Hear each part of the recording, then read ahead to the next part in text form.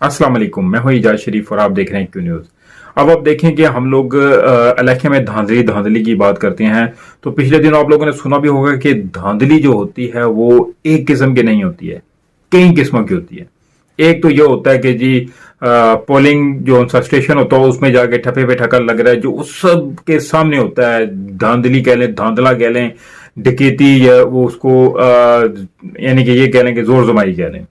लेकिन एक जो चोरी छुपे होती हैं इंसानों के, सपोज के जी डब्बों के अंदर डाल के ले आते हैं जी पहले से वोटें, तो एक उस तरह की होती है। लेकिन अब देखें कि एक और तरह की जो इलेक्शन कमीशन के जरिए होती हैं।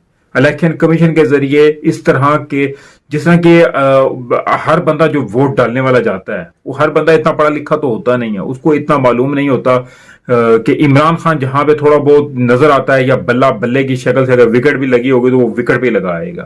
तो कोशिश ये होनी चाहिए कि जहां पे इमरान, सपोज कि इमरान खान के नाम का अगर मिलता जुलता कोई और उम्मीदवार है उसको थोड़ा सा हटके लगाओ।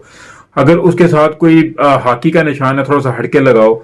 इस तरह वो बिल्कुल साथ साथ जोड़ के लगाना ताकि बंदा कंफ्यूज हो जाए और वो थोड़ा सा ऊपर नीचे वोट कर जाए। तो वो जो ही मोर थोड़ी सी भी ऊपर नीचे होती गई तो वो वोट जाया हो जाती है। तो ये तरीकाकार होता है धांधली का। देखेंगे पेशावर जिमनी इलेक्शन ने जो है 31 में बैलेट पेपर से पीडीएम जमाती इत्तेहादी की धांधली का तरीकाकार आपके सामने बिल्कुल वाज़ेह है।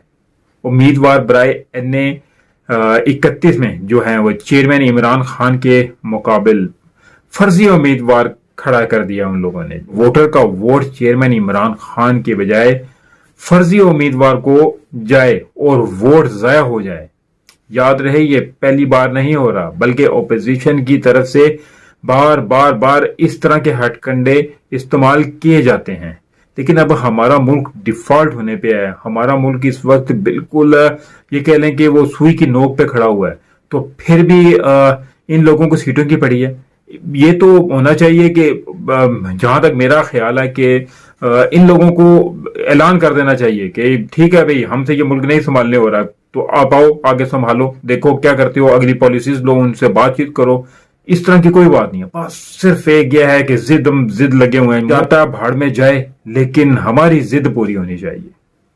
अल्लाह ताला रहम करे हमारे इस मुल्क पे।